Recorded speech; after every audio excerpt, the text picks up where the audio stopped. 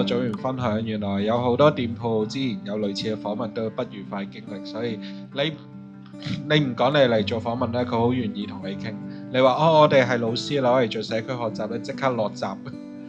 有啲 unexpected，但係覺得反而了解多咗呢個社區嘅嘅人，原來係會咁樣諗嘅喎。原來唔一定個個都好歡迎你去認識佢嘅喎。但係另一邊廂就係會覺得佢係有一啲原因喺度啦，而我哋都要去學習點樣去令到佢會覺得我哋係友善，或者係係咯。我覺得首先係。反而佢呢個反應會令到我哋有多啲觀察，其實佢係有各種嘅原因喺背後，或者各種嘅經歷啦。咁我哋可以點樣了解佢，或者係點樣用一個佢舒服嘅方法再去同佢哋去交流呢？咁樣你覺得每一次落去嘅時候 build up 緊我自己都係一個同理心啊，因為我哋做任何嘢嘅時候，可能我最開始我有啲 expectation 嘅，我帶住一個目標嘅，尤其可能老師設計課堂嘅時候。但係過程當中參與嘅小朋友，其實佢哋點樣喺過程當中認識翻係我點樣企喺人哋嘅感受去諗，我點樣可能唔好挖到佢嘅痛點，但係又問到佢對未來嘅想像，未必次次都做到啦。但係呢種思考呢，我覺得先係嗰個關鍵啊！嗰個人作為一個有同理心嘅人，點樣去 build up 到呢種思考？我好想講，我反思咗目標呢樣嘢，因為咧好多時咧，我哋入到去鋪頭做訪問嗰陣時咧，我係帶住一個目標去入去，我要問到呢堆問題。但係好多時咧，我嘅組員咧就俾我嘅感覺就係好似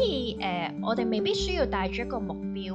去入去做一個訪問，我哋係可以由佢嗰個回答啊各樣嘢，我哋慢慢再引導，或者係再唔係叫引導，我哋係撩起佢更加多嘅分享。咁我哋知道嗰個係啦，我哋知道嘅層面反而會多好多咯。係啦，咁我哋發掘到嘅嘢都多好多，亦都有好多原來老店鋪最唔捨得嘅係抌咗佢啲茶具，而唔係真係想保留。唔係，佢哋都想嘅，不過呢一個唔係佢哋最想，佢哋最覺得可惜嘅就係用具茶去抌咗咁樣。咁呢個係我哋問下得出嚟嘅一個答案嚟嘅。我哋想小朋友出去做訪問，以至到就係其實我哋今日個 approach 係傾偈啊嘛。咁我哋就係正咧，就係有一個好真實經驗，就係我哋第一次入去嘅時候真係吹水嘅。咁老闆疑似老闆自己行出嚟同我哋一齊吹水，但係咧佢第二次我哋真係好似想比較正式少少訪問嘅時候咧，咁佢就開始有戒備啦。咁所以我喺度諗緊就係，咦？如果我哋嗰個出發點，我哋其實都係想同理